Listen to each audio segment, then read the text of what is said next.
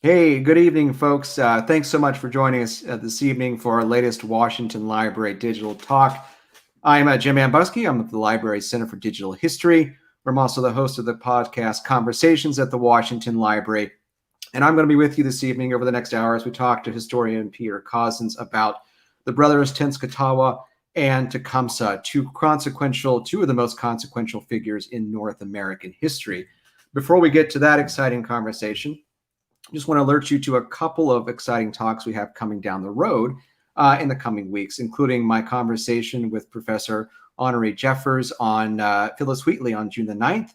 And then my colleague Samantha Snyder will be talking to Professor Lori Glover about Eliza Pinckney on June 16th. So head on over to mountvernon.org/GW Digital Talks, where you can learn more about those conversations, watch our past talks, and learn more about future talks coming down the road. Now, I mentioned that I host the podcast, and if you happen to be a regular listener of that program, and I hope you are, and if you're not, well, you've got some work to do this evening.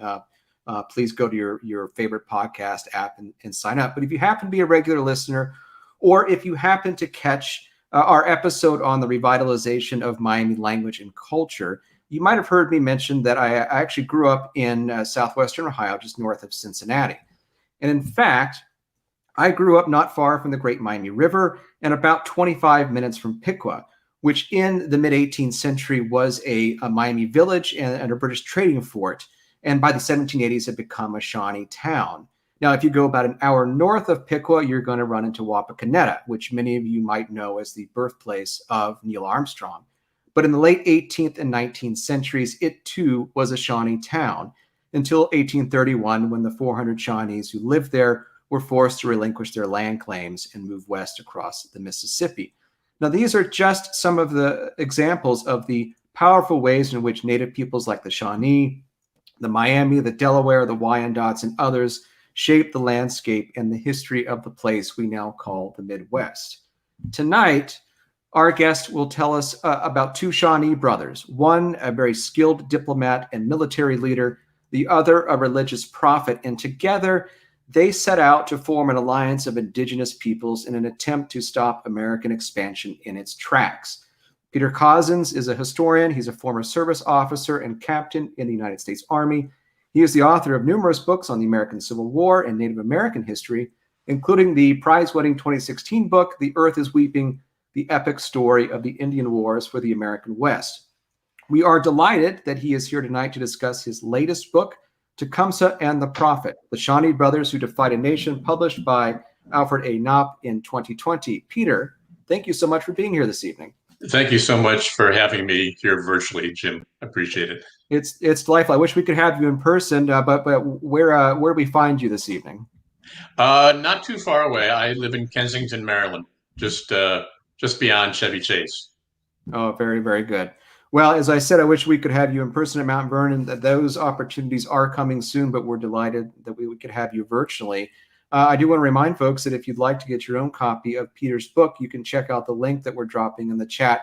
It's a great book, and I encourage you to read it. And Peter, I'm very excited to talk with you this evening about Katawa and Tecumseh and the Shawnee world and the early American world in which they lived. And, I thought we might begin there by talking about the world in which they are born into in the late 18th century. Can you tell us a little bit about the world that Tecumseh and Katawa were born into? What did the Shawnee world look like that they were born into before they really come on the stage in the late 18th and early 19th centuries? It really did not look good for the Shawnee and or any of the tribes in the Midwest, in the modern day Midwest, certainly in modern day Indiana and Ohio.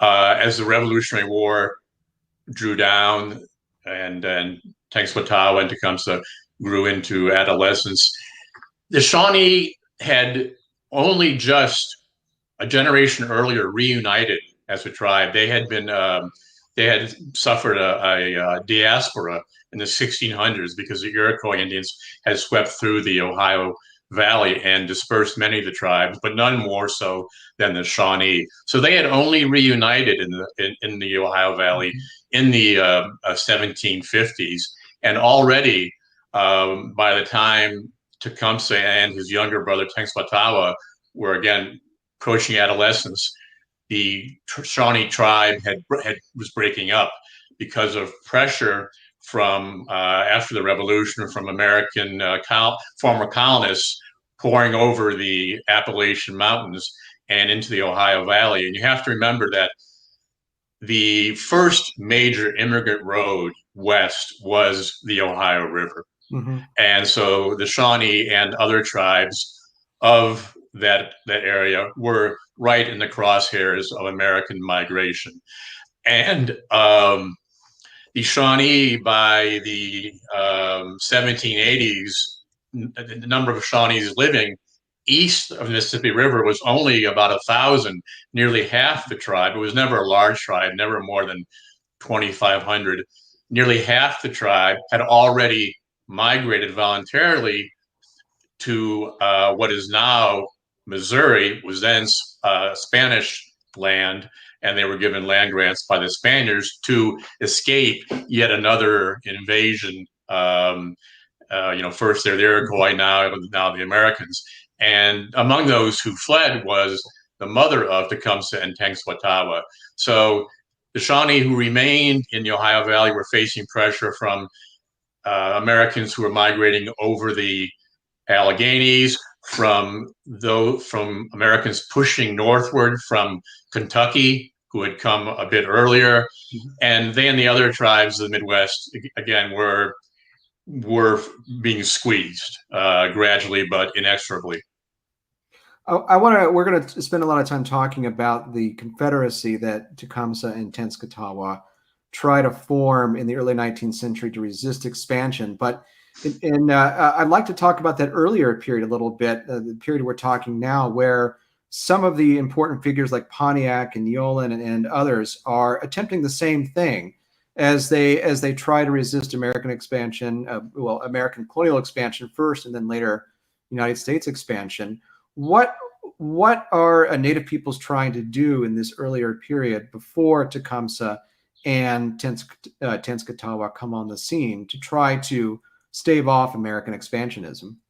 Right. You mentioned Pontiac and Neolin, and I'm glad you did, because they really, Tecumseh, arguably, it was the greatest political and military Indian war leader in history. Many would argue that, and I think it's could be a good case for that.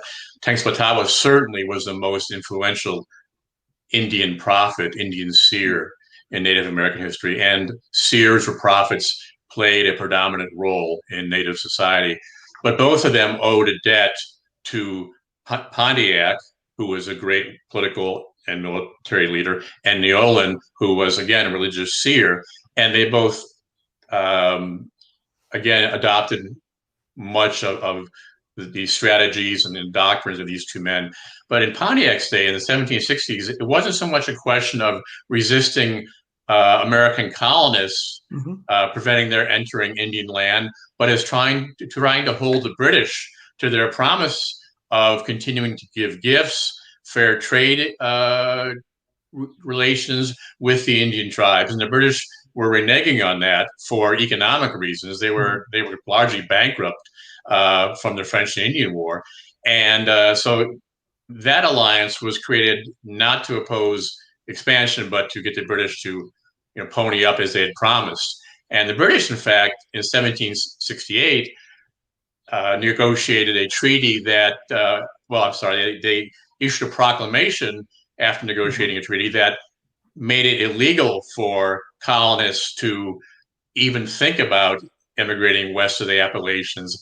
But not only did some do that, but more importantly, also a number of tidewater planters like George Washington sent surveyors out to the Ohio Valley surreptitiously to stake claims to land, so that when the inevitable day came and those lands opened up, they would be first on the ground.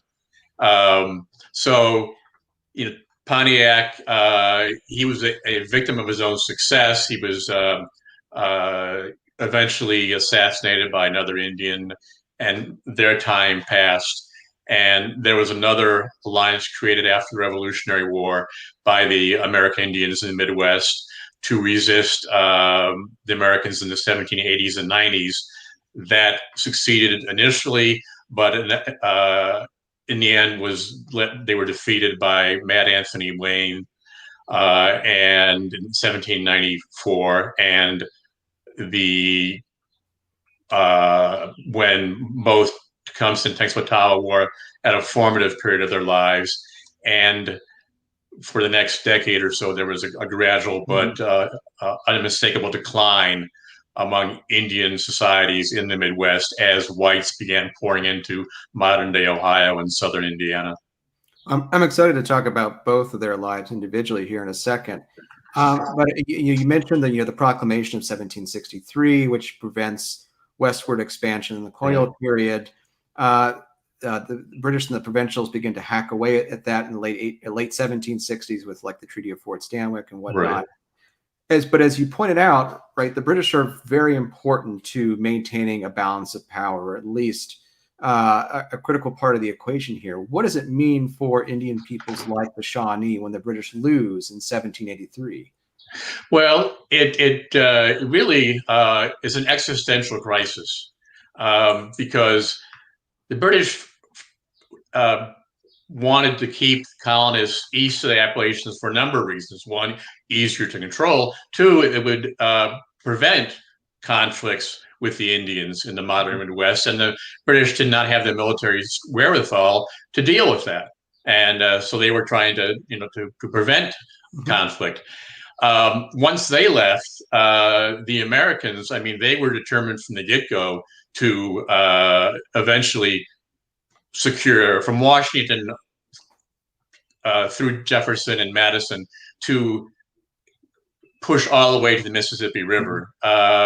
In Jefferson's case, it was to create what he called an empire of liberty, to allow to kind of release some of the pressure that was building in the eastern states from overpopulation, from yeoman farmers who had no more land to farm, and kind of just allow them to prosper west of the Appalachians, also to secure that country from any inroads by the French, who of course still controlled a great deal of country west of the Mississippi, and the Spaniards to the south.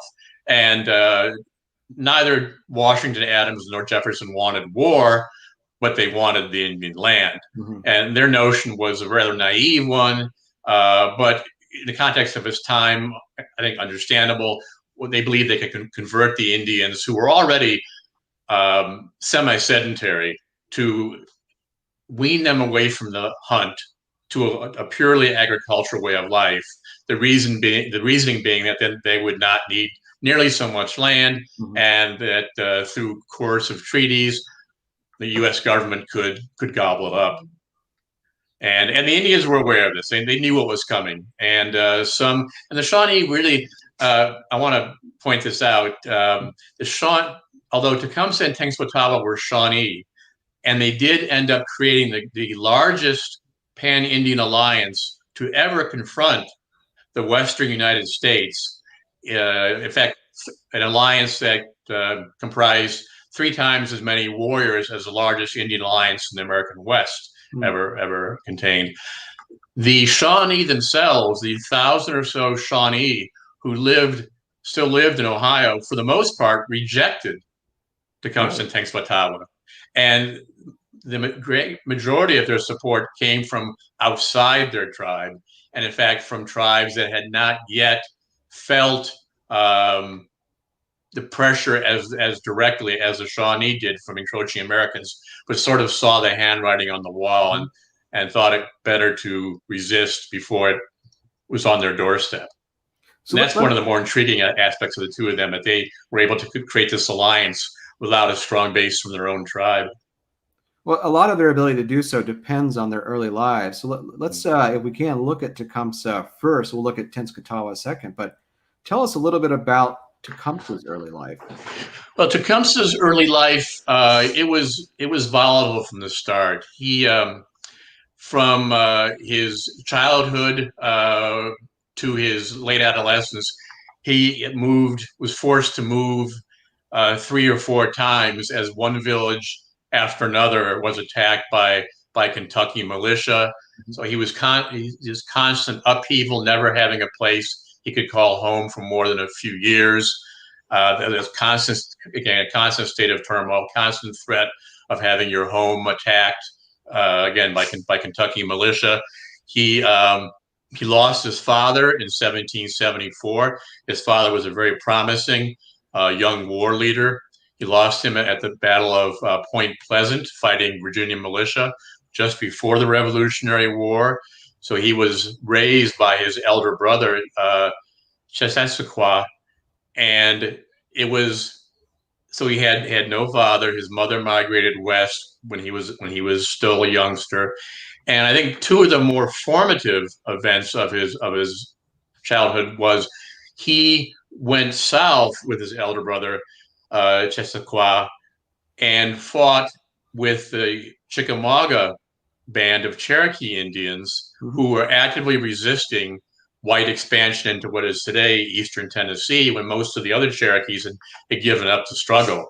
And so as a young man, as an adolescent actually, by following his elder brother south, he saw at a young age kind of both the advantages and the difficulties of creating intertribal alliances. So his experiences in Tennessee, what is now Tennessee, were very important to him as a would-be war leader. And another point that's really important, not only to Tecumseh's development, but also to me as an author, serendipitous, was when Tecumseh was 12 years old, he participated in his first, likely participated in his first raid as a kind of an auxiliary or menial, when the Shawnee and their British and Canadian allies attacked a number of what were called stations in Kentucky. And they attacked one station called Riddell Station, which is really just a fort where local settlers could hunker down when the Indians struck. And a 12-year-old boy named Stephen Riddell was captured by the Shawnee. And as was the case more often than not, the Shawnee and other tribes in the Midwest, rather than killing young men, boys, or even adult men, they would adopt them into the tribes to replenish the ranks of warriors they had lost. So that a large percentage of these tribes were made up of mixed blood members or white members, adopted white members. And Stephen Riddell was 12 years old when Tecumseh was 12, and they became fast friends. I mean, best of friends. And Riddell learned Shawnee. Tecumseh perfected his English, I think, through his association with Riddell and other white captives. And Riddell, when he voluntarily left the Shawnee 16 years later, after having been one of Tecumseh's first followers through a number of skirmishes, a number of early actions, he went back to Kentucky, became a Baptist minister, and later returned to visit Tecumseh in Katawa to try to proselytize among the Shawnee. And they thought he was a little bit touched in the head, but he was still their friend. But he left a remarkable memoir of his days growing up with Tecumseh and Katawa that is absolutely indispensable. And so, and it showed that Tecumseh, even though he was against white encroachment on Indian lands, he counted a number of settlers as his friends. It was not strictly a black and white love-hate relationship between the Native Americans and the Americans. I mean, it was more often than not, there were friendly exchanges on both sides. Well, one of the great things about your book that reminds me, and I'm always struck by the history of this period in this particular region, is just how complicated it is ethnically and linguistically and culturally. I mean, we're not, as you say, we're not talking about black and white here. We're talking about a multifaceted world in which Native peoples can't understand each other. They have to work through interpreters, same with white settlers and whatnot. And then this cultural exchange you're talking about is one of the key parts that is sort of making this world happen or work at this point. Right. And you brought along a picture of a depiction of what an 18th century Shawnee warrior would have looked like. And I wonder if we can talk about that for a second. Because we do have images of Tecumseh and Katawa, but this is a modern rendition of what a Shawnee warrior may have looked like in the late 18th century. Can you tell us a little bit about this painting and what it tells us about the world in which these two men grew up? Sure. This painting's by a fellow named Doug Hall, who's an outstanding artist. Anyone who's interested in paintings of Native Americans of that period, go to his website, just Doug Hall, artist, and you'll find his website. And he does a remarkably authentic work. And what this picture shows you really is just how dependent the Indians of the Midwest, or the modern day Midwest, already had become on American and European trade goods. I mean, this warrior here, he's wearing a linen shirt, which was, of course, was not traditional Indian dress prior to the arrival of the British and French traders. They wore clothing made from deerskin. So he has a linen shirt. The earrings, which you can sort of see, and the nose rings are made out of metal, which they obtained from British traders. He has a British Indian trade musket here, whereas previously the Indians had used bow and arrow exclusively for hunting and fighting. But by the late 18th century, I mean, literally warriors had become pretty inept with bow and arrow. And without their muskets, they really couldn't hunt well. And so you see by this time that really the only aspects of traditional clothing attire that he has is his breechcloth, which is what's wrapped around his loins there. Traditionally, that would have been a deer hide. This one is from British linen or wool, so almost everything he's wearing is a product of the interaction between the Indians and British and American and French traders. So it's a mixing of cultures, really. Mm-hmm. Well, I want to remind the audience that you'll have a chance to ask your questions for Peter yourselves here in a few minutes. So please do pop those in the chat. We're looking forward to seeing what's on your mind. Well, Peter, you talked about the important role that trade goods played, and this notion that by the late 18th century, there's these ideas of dependence, which sparked, in one historian's words, a spirited resistance against this cultural mixing, of which Katawa was a major figure. I want to turn to him and talk about Katawa's life, because he has a very different path than his brother Tecumseh. And in fact, he doesn't start out his life as Katawa. Who was he, and what should we know about him? You know, as I argue in my book, I think that taken together, Tecumseh and Katawa were certainly the most influential Indians in Native American history, Indian brothers. But I think giving Indians their due, they were two of the most influential brothers in American history writ large. That being said, you couldn't have found a pair of brothers who were at greater polar extremes. Tecumseh was charismatic. He was a wonderful warrior and hunter. He was a natural leader. As a boy, he attracted a strong following of fellow Shawnee boys, and again, a fabulous hunter, charismatic, attractive. Girls were crazy about him. Katawa, on the other hand, was an absolute misfit. He was one of three. He was a triplet, and triplets in Shawnee's culture were considered to be portents of evil or of bad tidings. One of his siblings died at birth, so then became one of twins. Mm-hmm. But as a boy, he shot his right eye out while trying to figure out how to use a bow and arrow. And things kind of went downhill from there. I mean, he was an inept hunter. He inept warrior.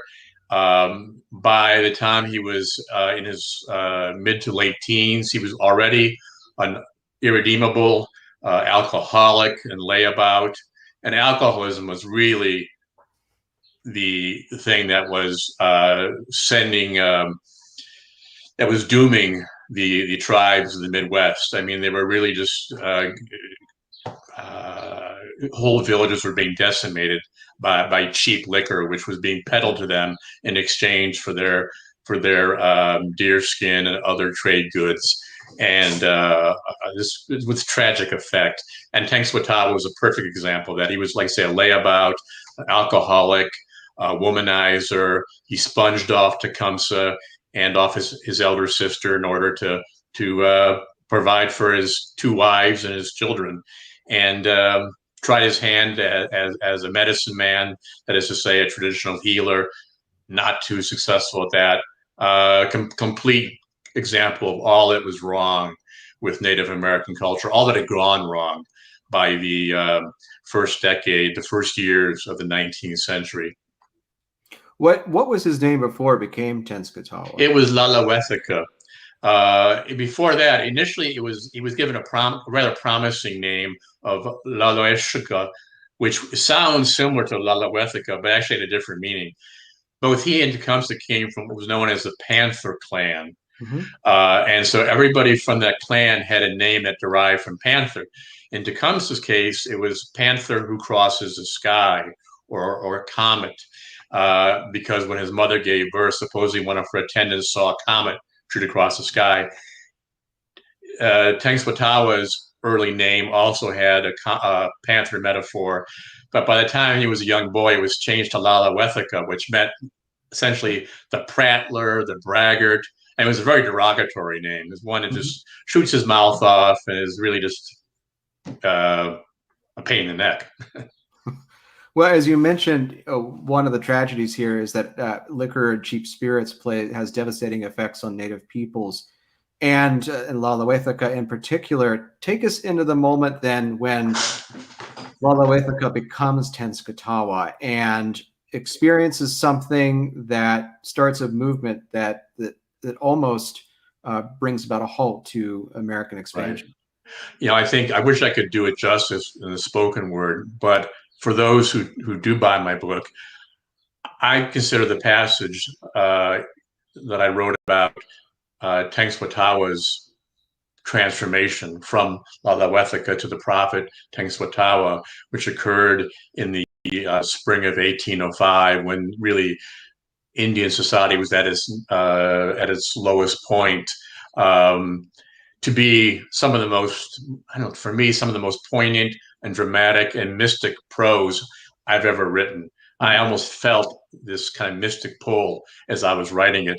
And it's really hard to do it justice, do justice to what Tenskwatawa actually experienced, even though he himself talked about it subsequently, not only to white Shaker missionaries with whom he visited, but also with other whites. Essentially, Tenskwatawa was sitting by the fire one evening, campfire, maybe in an alcohol-induced stupor, who's to say, when he passed out. And for nearly 48 hours, he was, for all intent and purposes, he was dead, or so Tecumseh and his friends and family thought. And they were about to bury him. They were putting together a coffin and getting ready to put him into the ground when suddenly he came to.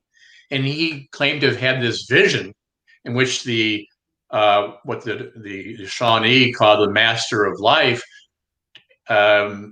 showed him the afterlife and showed him what become of Indians who had strayed from the path that the master of life had laid down for them, who had fallen prey to alcohol or fallen prey to the American way of life and strayed from the traditional Indian ways, what horrible fates awaited them.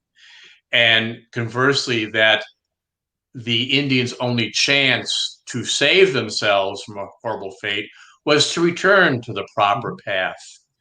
And so Tecumseh came out of this vision a totally changed man. He was eloquent.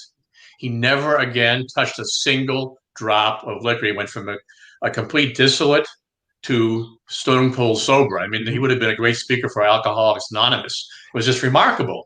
And he had subsequent visions that he led him to create this creed, which essentially called for the Indians to return to a traditional way of life and to abjure contact with Americans. The British were okay. I mean, it was okay to trade with the British. He was enough of a pragmatist to realize that without British assistance, without muskets and so forth, the Indians had no chance. But they absolutely had to unite spiritually and culturally and return to traditional way of life. And Tecumseh initially was a devout follower of Tecumseh, but as the years passed and land encroachments resumed and the threat of land encroachments, Tecumseh transformed what Tecumseh had created, which was originally a cultural and spiritual movement, into a political and military alliance to resist further white encroachment. And you had kind of a syncretic relationship developed between Tecumseh and Tecumseh. Tecumseh continued to be the spiritual leader, but Tecumseh was a moving force in creating this, again, political military alliance, the premise of which was, hey, we're all Indians, we're all one people, we all eat from the same bowl. Either we resist the Americans together or we're defeated separately. How do they actually go about doing that then? How, from a religious standpoint, how do they convince other Native peoples? And, the Shawnee, as you said earlier, a lot of them don't buy into this, but how does Tenskwatawa try to recruit them spiritually, and then Tecumseh from a diplomatic and military perspective? Well, there were numerous ways, and in fact, it was interesting that the Indians could travel. Say, an Indian in central Ohio could travel faster to tribes in maybe central or northern Wisconsin than news could travel from the territorial capital of Vincennes to Washington, D.C. Sure. The Indians had a system of runners that really traveled fast. And Tenskwatawa sent runners out. He initially invited tribes to send representatives to their village in Ohio to hear his message, and they would go out, if they believed his creed, they would go out and spread the message to their own tribes as far north as Minnesota and nearly to the Dakotas. And that would lead to seasonal migrations to Tenskwatawa and Tecumseh's village as more and more Indians came to believe Tenskwatawa's creed. And then as William Henry Harrison, who was the governor of the Indiana Territory, which encompassed the better part of the Midwest during most of this time, tried to force feed more treaties on the Indians. He had this natural alliance that Tecumseh could build on. And the way he communicated with other tribes, again, as you mentioned, Jim, it was through interpreters, but also through what were called wampum belts, which were both pneumatic devices and these belts that were made initially before white contact of shells, and then later of beads that conveyed messages in and of themselves through colors and patterns, calling on tribes to form alliances for war or for various purposes. And they benefited too from something that was absent, much to my surprise, as I did my research, west in Mississippi. The tribes in the American West really were doomed for a number of reasons, one of which was they could never get their acts together and consider themselves to be one people. They were constantly fighting one another. Whereas the tribes in the Midwest had more in common than not, and in part because they were semi-sedentary, in part because didn't require a lot of land. They didn't really fight over land all that much, and they were able to unite more readily than the tribes in the West. So the challenge Tecumseh had, although it was great, it was not nearly as great as people like Sitting Bull and Crazy Horse had in the American West.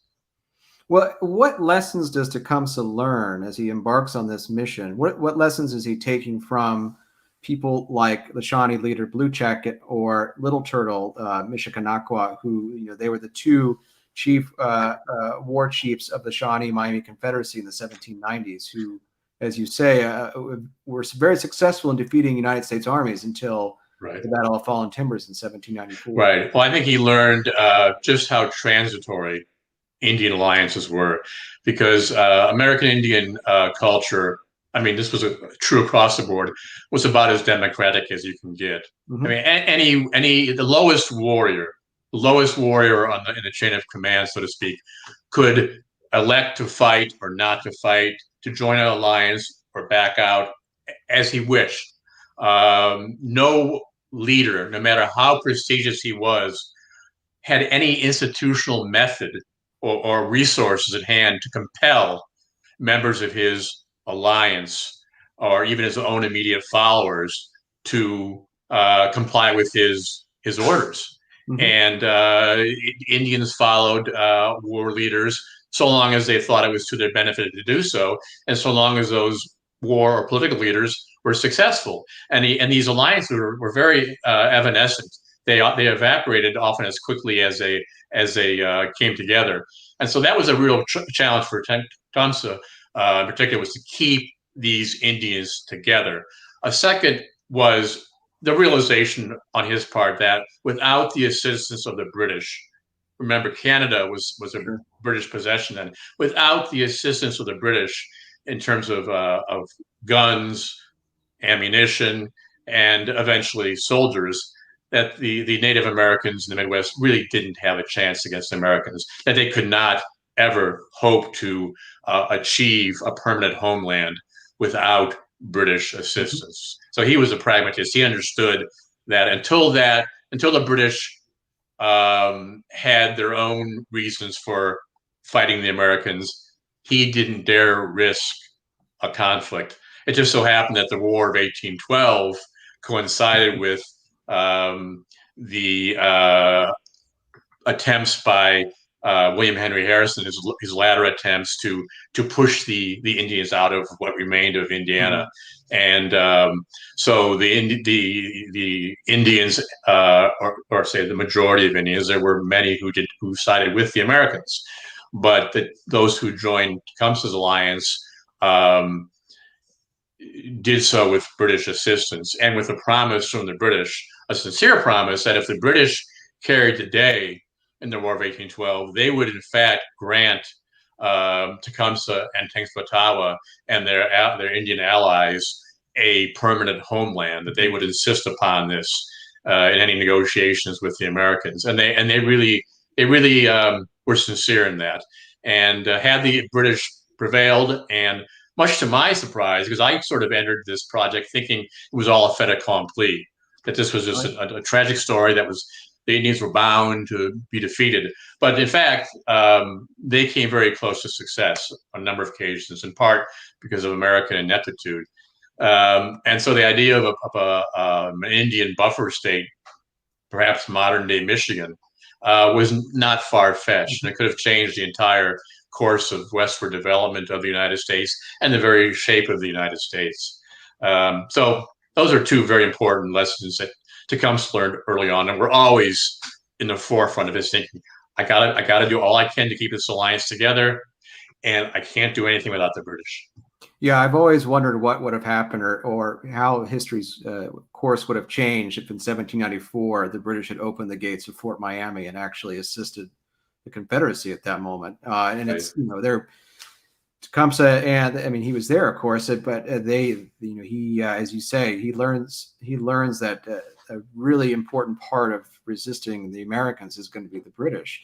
Mm-hmm. What I find fascinating is what you said a little bit earlier. I mean, all this is fascinating, of course, but when you mentioned the fact that as the Katawa and Tecumseh go out to build this alliance, a lot of the Shawnee don't come along with them. Why are they able to recruit peoples from other nations as opposed to Shawnee themselves?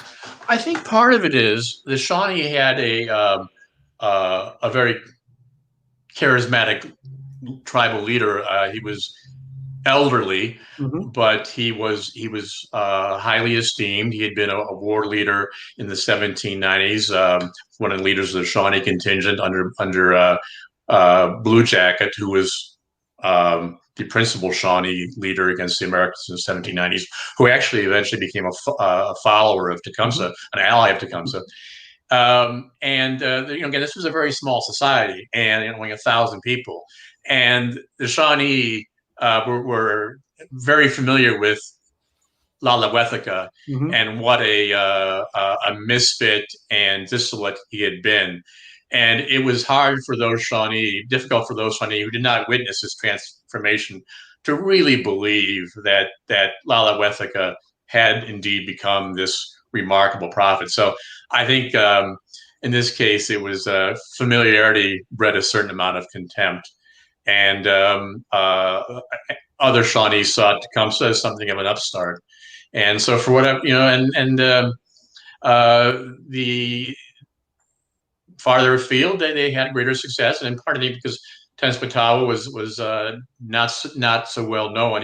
His reputation as a misfit did not precede him far afield.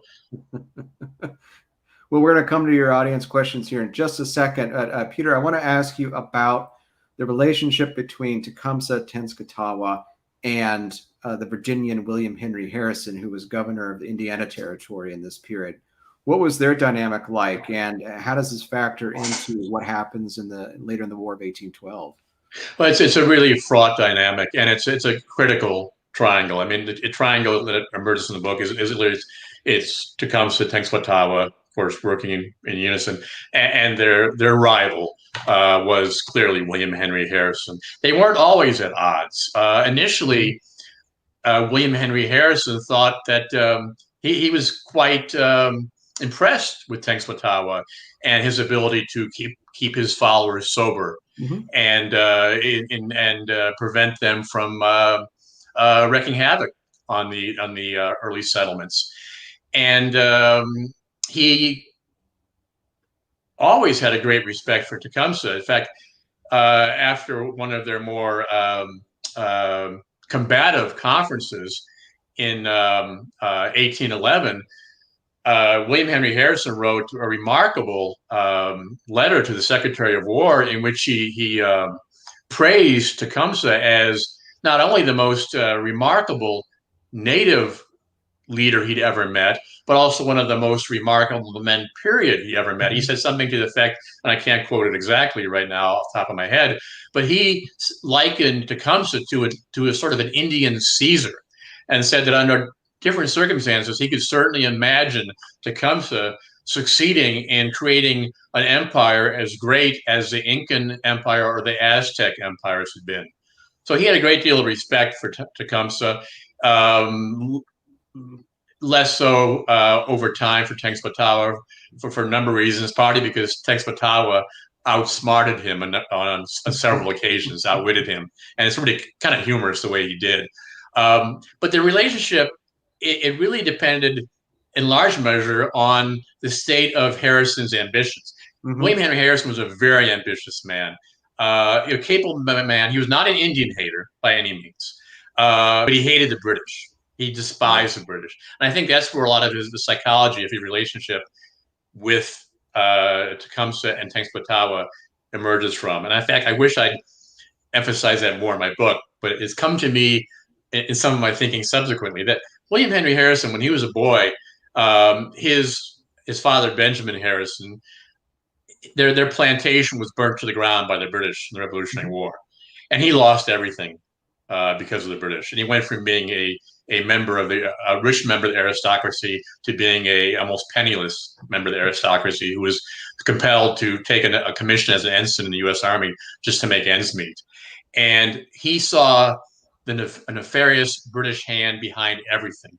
And he, instead of realizing that his attempt to foist these illegitimate treaties that deprived the Indians of ever more land were the cause of their resisting, he saw a British hand behind it all. He thought that the British were pushing the Indians to resist. He could not imagine that the Indians were acting on their own to preserve their ways of life. So, and much like Andrew Jackson later on, I've discovered, because of his similar experiences with the British in the Revolutionary War, saw an evil British hand behind all Indian actions that were contrary to what they desired. And so, as William Henry Harrison, when he assumed the governorship of the Indiana Territory, it included almost all of the modern Midwest, but gradually it was whittled away. Illinois was whittled away as a territory of its own. Michigan became a territory of its own. Ohio became a state. And all of a sudden, William Henry Harrison's Indiana Territory became only about 2/3 or less of modern Indiana. The rest of it remained in Indian hands. So his ambition, and his ambitions were, again, great. And so he actually, again, without spoiling the story, he ginned up a lot of the trouble with Tecumseh and Tenskwatawa to further his own political ambitions.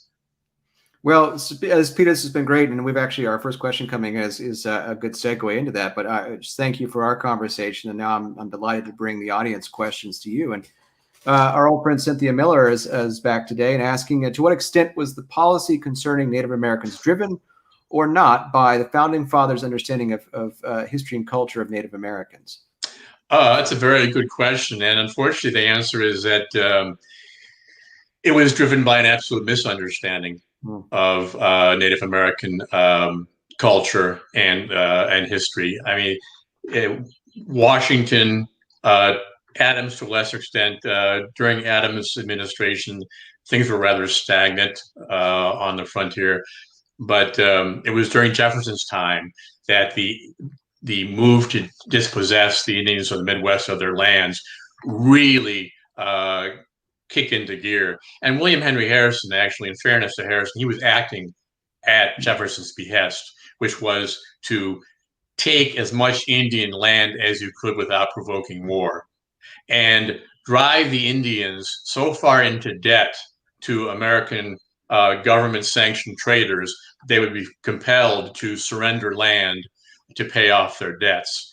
And Jefferson, he had this naive belief that the Indian men would readily become farmers when the absolute heart of all American Indian culture in what is today the Midwest was this dichotomy of divine power, divinely bestowed power between males and females. Mm-hmm.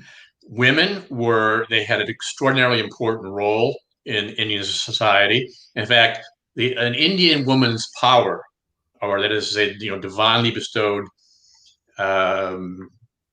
spiritual energies, were greater than those of a man.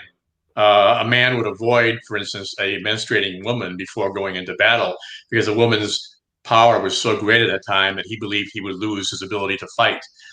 And in their culture, the women's role was to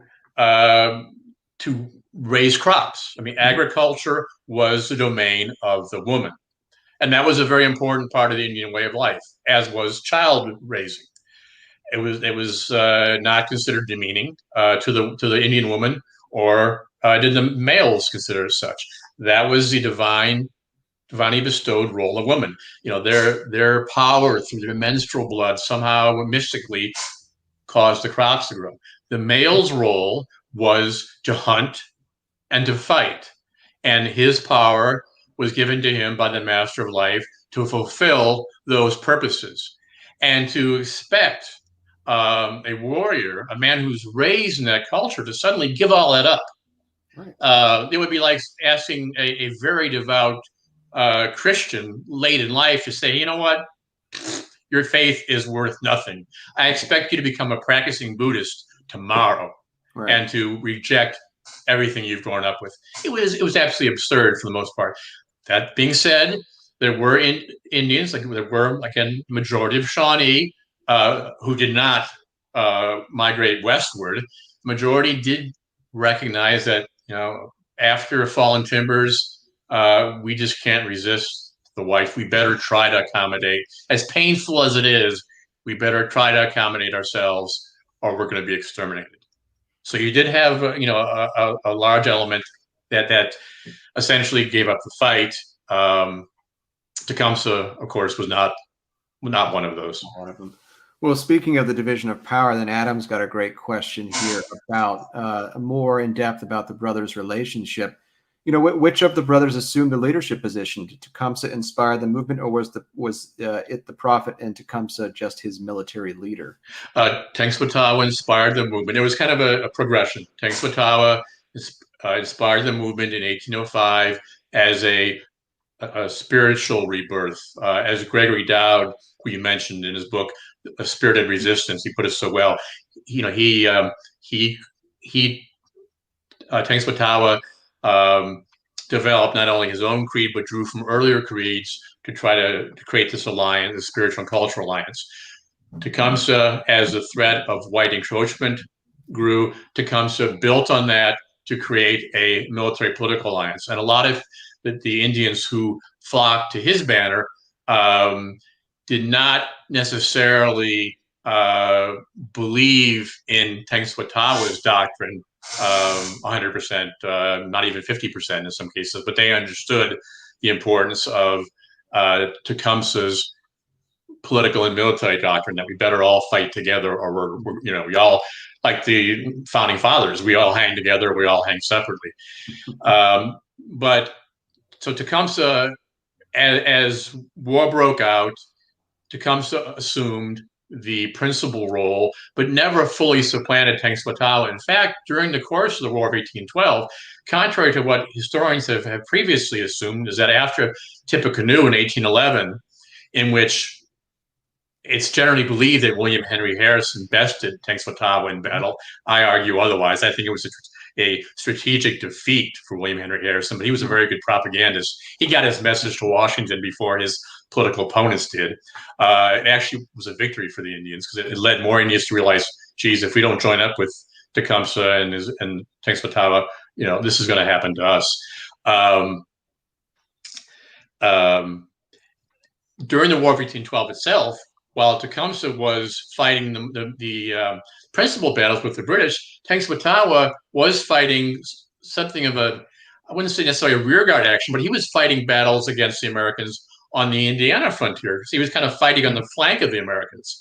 So Tecumseh never completely supplanted Tenskwatawa, but he clearly was the principal political and military leader once conflict was joined. Well, Peter, I've got a little bit of a follow-up to this question, and actually something you just said with respect to the Battle of Tippecanoe and how Harrison, got his word out faster than anybody else. And it speaks to the question of sources. So how do we know what we know about what Tecumseh and Tenskwatawa are thinking? How do we get insight into their experiences in order to write a book like this? It gets more difficult the farther back you go in Native American history. It was not at all difficult, comparatively speaking, when I wrote The Earth is Weeping, because people like Sitting Bull and Chief Joseph, and they lived to dictate, their experiences to American newspapermen, to ethnologists. They even went on the speaking circuit, and some like Geronimo even left their memoirs, dictated memoirs. And many were called before Congress to testify. When you go this far back, it is more difficult. Fortunately, you have a number of sources. You have, again, for the younger days of these men, numerous Americans who grew up part of their lives among the Indians and who then returned to white society and wrote their recollections, generally quite favorable to these men. You had the reports of, I found it invaluable, the British archives, reports of British traders, British Indian agents, and others who mixed regularly with the Indians on terms of friendship. And then conversely, the reports of not only Harrison himself, but other territorial governors and Indian agents and Indian traders from the American side. And you had both Tenskwatawa and Tecumseh gave numerous talks in council with Americans that were taken down. That were either taken down verbatim or the substance of them were recorded, I think, pretty faithfully. So, and in fact, Tecumseh's most famous speech was given just shortly before his death in 1813. Was recorded word for word by British observers. So it's not as difficult as I feared it would have been to get into their thinking. Also, I read very deeply everything I possibly could on Shawnee culture, Shawnee tradition, Shawnee and history, and also that of the other tribes. So I could, at times, and I'll say so in the book, I sort of speculated on how they would react based on the way they were brought up, that they would react in a certain way, again, based on their cultural beliefs and upbringing. And I think that's a legitimate approach and borne out by events. So I don't get into any kind of psychohistory or speculate too much beyond what primary sources or what their tradition would have had. I benefited from the fact that Tenskwatawa later in life, he dictated not only his own experience, but dictated a memoir of sorts on Shawnee culture and traditions to the secretary of the governor of Michigan Territory, with whom he became close friends later on in life. And that was of great benefit to me also, to try to get into his head and that of Tecumseh. Well, we have actually a very convenient follow-up question from the audience then about sources, in which you earlier mentioned the capture of a 12-year-old boy who actually becomes friends with Tecumseh. Would you mind Riddell. telling us a little bit more about him and whether or not his book is still available? Yeah, Stephen Riddell's book has been republished by a small press in Ohio. I can't recall the name offhand. I just finished a manuscript for my next book, so my memory seems a little imprecise. That's why. But it's also available online. Just type in Stephen Riddell, Ruddell, and Tecumseh, and you'll find you'll be able to download his handwritten memoirs. And better still, from my point of view, you can get a lot of it from my book, Tecumseh and the Prophet. And there was a number of other men from whose works that are published, from whom I quote or draw from in my book. One fellow named Jonathan Alder, who grew up with not the Shawnee, but if I recall correctly, I think with either the Miami or the Delaware. I don't recall offhand. Maybe you do, Jim. You've read the book more recently than I have. But he left a fabulous memoir of his time, both with the Shawnee and after, and talked about his practical jokes that Tecumseh pulled on him afterwards and things like that. So there are a number of good sources. But yeah, you can find the Riddell. Just type it online, and you'll find his handwritten memoir, and also a transcription of it as well. That's really fascinating reading. That's great. That sounds like a terrific primary source. Maybe I'll use that in class. It's and the greatest of all primary sources, though, unfortunately, has been lost to history. Tecumseh also dictated to Governor Lewis Cass's secretary his biography of Tecumseh. Oh. And Cass's secretary, a guy named Trowbridge, lent it to a fellow named McKinney, who was the Commissioner of Indian Affairs, who was co-writing this massive tome on the American Indians that became a 3-volume set, and never bothered to return the manuscript to Trowbridge. Basically ripped it off. I found a letter from Trowbridge complaining about him having ripped off Tecumseh's memoir, and it's just vanished. I mean, I've looked everywhere for it, and it's vanished to history. And that unfortunately happens a lot in history. Yeah, that's a big loss too. Well, and as you mentioned, actually, over the last couple of questions, you had to make judgment calls of when you thought something did or did not happen based on your reading of Shawnee culture, and that has a question here that kind of gets to the heart of something like that. Did Katawa really curse William Henry Harrison, or is that an apocryphal story? No, that's not apocryphal. I think is he referring to? I think when there's a episode when Harrison, when Tecumseh tells a messenger from Harrison that he can cause the sky to turn dark, which he did at one point. It's a whole other story, and he can call up nature to do certain things, and that he cared no more for William Harrison than this, and then he farted, and that's not an apocryphal story. It was transcribed by someone very reliable, who was the go-between, and obviously Harrison didn't take it too well. Tecumseh had a tendency, especially when Tecumseh was not around, to brag a little too much and to shoot off his mouth too much. Even though he'd stopped drinking, he still had a tendency to brag a little bit too much and to mouth off. Well, he founds this place called Prophettown, and here's our last question from the audience. Yeah. And he's asking, how important was the first Prophetstown in modern-day Greenville, Ohio, in comparison to the later site in modern Indiana? Well, the first site was actually called Greenville. It was just a short distance, so maybe a mile or two from a fort that had existed called Fort Greenville, 2 words, Greenville, in which the Indians negotiated the Treaty of Greenville after their defeat at Fallen Timbers. and that's where the Shawnee Brothers. That's where Tecumseh said he was divinely led to settle. And even though it was south of the border agreed upon by the Americans and the Indians in the Treaty of Greenville, he said, I don't mean any harm, but the Master of Life has told me to settle here. Circumstances changed, game grew scarce, Americans drew closer, and all of a sudden the Master of Life said, well, there's this place out in Indiana that was on Potawatomi land, or so the Potawatomi said, actually was on Miami land, that would be more appropriate as our home. And that was Prophetstown on the banks of the Wabash and Tippecanoe River. And that was the more, it is longer lasting and the more consequential community as the alliance really took hold and grew.